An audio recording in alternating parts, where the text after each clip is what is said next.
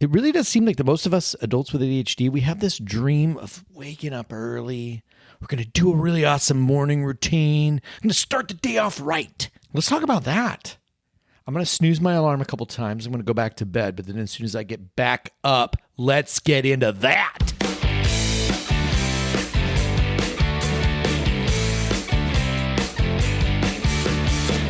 You are listening to ADHD Big Brother, the podcast for adults struggling with their ADHD, their comorbid depression, their anxiety. Oh, it's just a hoot. I'm your host and your ADHD Big Brother, Russ Jones. I've got ADHD too. I've got depression as well. It's crap-tastic. So let's learn some stuff. Let's laugh at some stuff. Let's make some commitments to do some stuff. Ladies and gentlemen, here's some stuff. Welcome to the podcast. Rise and shine, campers. How are you doing? How are you doing? Speaking of camping, this is an official announcement. Hang on to your hats. ADHD Big Brother Summer Camp signups are here. This is for adults with ADHD. I probably shouldn't have called it summer camp because now you probably think that I rented out some resort in Lake Hakapui. We're going to have a retreat. We're going to retreat on out to the retreat and get ourselves some neat treats. Nope. You know, when I started coaching you guys, y'alls, I was doing it asynchronously, and that was really cool. I made my clients voice notes for their week, tailored to them, right? And their week when they checked in. It was really good. And I thought, hey, I was a stay-at-home dad, and so my schedule would be like one way throughout the school year, and then it goes straight to hell in the summer, and then all the planning and the vacations and the camps and the play dates and the water parks. Long story short, it really F's with your schedule. Not great for anybody, but oh my God, does that suck for an ADHD person? So you take an ADHDer who sucks at their goals, and then summer comes along, and it's like, okay, I just got to go survival mode. I'm going to deal with the world's shittiest transitions. I'm going to cobble it all together, and then I'm going to make a change in my life, starting when the kids go back to school, but nothing happens. And then before you know it, it's October, and now we're on the holiday season, and that's 3 whole months of planning and doing extra shit. Great. So when is it ever going to be me time? It seems kind of like never. Like there's never a good time to start working on me stuff. And that's what I'm offering to help. 5 people. If you're interested this summer, it's only 5 because bandwidth. I only have so much of it. But if you want to be one, link in the show notes. So I'm going to help adults with ADHD move forward on one goal, even though. So that'll be June 1st through the 31st of July. You don't have to worry about being on vacation. Won't affect this. You'll get 8 weeks of coaching. No problem. Don't worry about knowing what goal you're going to work on. I got you. We'll figure it out. You don't have to worry about needing to get your head above water first. Chaos is where we start from. I got you. Do you want to have a summer where you survived? Yay. And you still move the needle forward on something meaningful to yourself. Like it can be done without burnout. I swear. The whole point is to make it easy, and just by virtue of doing a thing, like you and me will do this, we'll make it fun. There will be laughing inside the chaos. Oh my God, there will be laughing. Okay, so click on the link in the show notes to learn more. All right, mental health report. Let's do it. I've been having some really cool conversations with on mic with community members. We're talking about accountability. So good, and I can't wait to share those with you guys. But I bring it up here because it's part of my mental health report. I'm feeling inspired, and I'm excited. There's some folks that joined that are taking advantage of the 10 for 10 that I had going on, and they jumped right into the daily accountability. That makes me so happy. So that's the first part of my mental health. I feel inspired and good. I should back this up. So every episode we, in order to normalize talking about our skull spaghetti, because it's like sometimes it's good, sometimes it's bad, sometimes it's weird. So we want to normalize talking about it. We don't want to just bury it all and tell everyone we're fine. We're going to unmask and reveal, peel the onion, as it were. And so that's what we're doing. And I'll tell you where I'm at every week. I am feeling super oppositional lately. I'm normally oppositional. Emily pointed out, she loves it about me. So I'm keeping it. It's the quality that I'm just going to hang on to. But oh my God, I will take an opposing stance to a lot of shit. And I know that's pretty common amongst our ilk, especially in the ADHD world. But man, oh God, you show me any scientific study, an ADHD study that's like, evidence-based solutions. And if it's not 100% conclusive, if it didn't work for everybody, I'm just sort of like, what, 95%? It worked on it? Please. What about Daryl and Charlene? What about them? Do we just throw them to the wind? Why aren't we giving a shit about poor Daryl and sweet little Charlene? And I don't even, oh my God. Oh man. And all the I'm broken business, or you're not broken business. Oh my God. I know I'm not your therapist, but geez. The audacity of people to tell me what I am and what I amn't. I do know that I do feel broken sometimes. I'll be honest with you. Big fucking deal. That's how I feel. Super oppositional. God, anytime somebody in a YouTube video or whatever tells me why I am or what I am, you're not sad. You just had this happen to you. You're not, oh God. I think it would be cool. I think I might have a different opinion if they said it like, hey, if this happens, this might be one of the reasons. But they come at me with, this is not you, this is you. Oh, it steams my clams, man. Oh God. I remember taking an assessment one time, like it's like a personality deal. And it was a really good assessment. I really enjoyed it and I learned a lot about myself. And they wanted to review it with me on the phone. And so I was like, okay, cool. And on the phone, this lady was telling me what I am and what I'm not. Like she goes, I'm going to be very, very exaggerated, but it would be like this. You don't like the color orange. You prefer the ocean to the mountain. And I'm like, you don't fucking know me. How dare you tell me? Even if I do love the color orange, I'm like, no, I hate it now. Orange is the worst. You just killed orange for me. Oh, geez. Mental health report. Maybe this could be my ADHD. I don't know. Could be that I'm 50 now and this is my curmudgeon time. Could it be that I'm broken? I don't know. And you don't know. What if one of my neuron cords is snapped in half in my brain case? How do you know? I guess the reframe wouldn't be that I'm broken. It would be that I'm not broken. My neurocord is connection impaired or something. So, okay, let's be clear. I caught myself on that one. My personal belief is that like on the soul level, like our spirit, our inner divine being is perfect as is. Okay, I get it. But even then, I'm not a soul expert. How the fuck? That's arrogant of me. I can't prove that your soul is not, connection impaired. How would I know? The audacity of me to declare that your soul is perfect as is. And I don't even know you. Anyway, oppositional. That's me. I'm sorry. Can't help it. Anyway, but we're wasting valuable time here. Do we want to get the laundry done?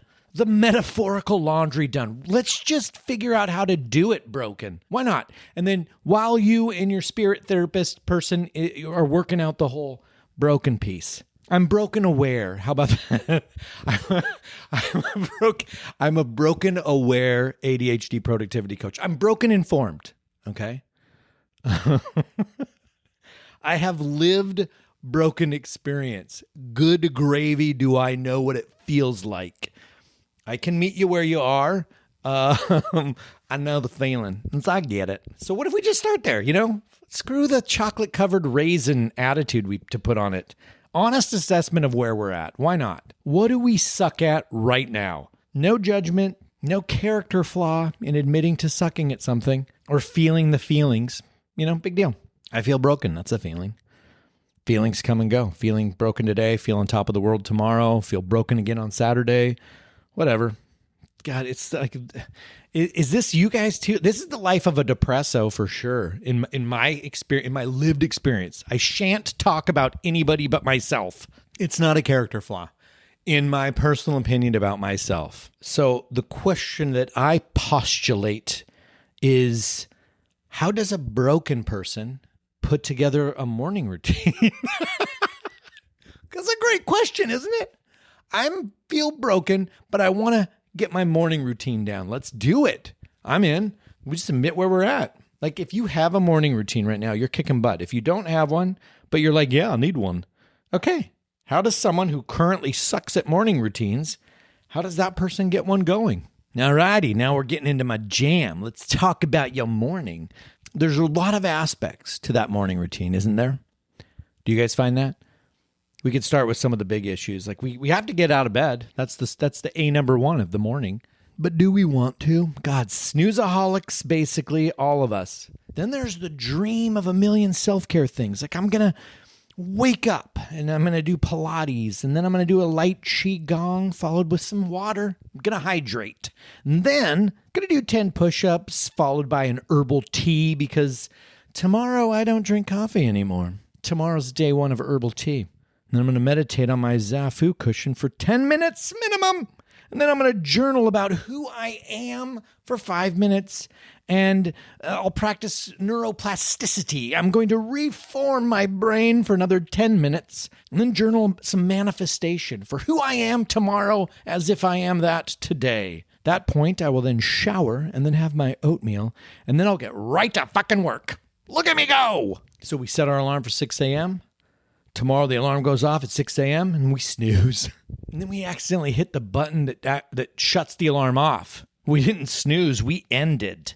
So we wake up at 7, we're pissed off at ourselves. Fuck the tea because my head hurts. And I think we're just going to do with coffee today because I don't want to deal on this already shitty day. And then the whole routine is a bust. But then, you know what? I'll get my Duolingo in and then scroll YouTube while I eat oatmeal. I'm going to call it a win, because, I ate the oatmeal. It's because I don't want to feel good about myself. But then for some reason, the day seems to get shittier and shittier. And it's like, because I'm force feeding wins that I don't really believe in because people told me to celebrate everything. I'm a fan of celebrating all of it, but if you're going to like foie gras the wins down your throat, you got to kind of believe in them. It's not just, I need to feel good about myself, so I'm just going to say something I don't believe. Doesn't work. Doesn't work for me. I'll say that. Let me caveat that. So instead of me just, and guys, I'm making fun of all this because that's also me. If you were to talk to me 10 years ago, holy balls, I basically just made fun of myself. My recommendation, let's go to the recommendation. This is the ADHD Big Brother recommendation for building a morning thingamadoodle. And keep in mind, this could be the path to that holistic wellness morning routine before you know it. So here's a way to try it. Determine your wake up time and wake up at that time. That's the TLDR. That's the easy version, but it's a lot tougher than that. So let's figure it out. But that is the win. That is it. We got to win at that before we move on to the next thing. What does it take for you to wake up at that time? To me, that means you get out of bed. I think that's a solid wake up. Your eyes open, no. Laying in bed, no. It's like up and out of the bed, never to return till the end of the day. The other part of this is I love black and white rules here. Nuance can be such a tricky mistress to me. All that finding the gray. I come from the land of addiction, so bear that in mind. Like there's no, I only smoke at parties and on the weekends. Everything's under control, and I know how to moderate something that I was addicted to for 20 years. It's easy for me. I just smoke on the weekends and at parties. No proper Rooney Tunes. No, because people want boundaries, but they want to play in the tiger pit. We go, I'm going to take the iPad to bed with me, but I'm lights out at 10. That's playing in the tiger pit, covered in cat food. I'm only going to watch one episode of Castlevania on... Why so specific? Oh, maybe because there was a Russ Jones that brought his iPad to bed and thought he was going to watch one episode of his favorite anime. I'll watch the whole damn season in one night. That tiger pit is filled with tigers for me. If my phone goes to bed with me, I'm on my phone. If I had like an Instagram account or a TikTok account, I would absolutely be like everybody else. I'd be scrolling senselessly for hours at a time, texting reels maniacally, and wondering why I can't seem to get stuff done. This whole ADHD process is about how to make this life work for the way that we are, right? I don't want to live off of 3 hours of sleep because I couldn't put down my iPad. Natural consequence there is, no iPad in bed. There's no tiger pit. Like I want to be a guy that goes to bed with his iPad. I just want to be that guy. Why? I have never once woken up in the morning and thought to myself, geez, if I would have just watched Netflix in bed all night last night and got no sleep. Oh gosh, I should do that tonight. Never. Anyway, morning routine. Wake up. That's it. Can you do that? The only thing I would suggest adding is exactly what is the first thing that you're going to do in the morning. Like, know that in advance. If I wake up and my brain is foggy and I'm tired and I don't have a thing to physically move toward, that's when I would typically just be like, hey, go back to bed. Bed seems nice. Bed's an easy answer. And that's easy to follow through on, really. There's my win. Back to bed. So the question is really just tomorrow when I wake up, I will, what? What will you do? You put on your pants? If you sleep in your pants, put on a shirt. Or if you sleep in a shirt, I don't know, put on socks. I don't know. What is the thing that you could do first thing in the morning after you get out of the bed? If you eliminate choice, if you know what your first thing is, my belief is that you are just more likely to do it. It wouldn't be something like go to the gym. Like I'm going to wake up and I'm going to go to the gym. Going to the gym has like 1,000 steps to it, right? You have to put on your shoes, grab your keys, get a walk. There's a lot of steps, and that is a potential deal breaker. But if you can just do the first thing, better chances of success. You want to try that for a week? Tell me how it goes. Or are you oppositional right now and you're like, don't tell me what to do, Russ. God. Okay. Loud and clear. How about this? I bet you can't do it. I'll play to your oppositionals. Oppositional that. Suckers. I'm a big fan of this, nice and simple, because it goes against our nature of wanting to do everything all the way perfectly perfect and 100% successful right out of the gate. Like, I just want to go hard.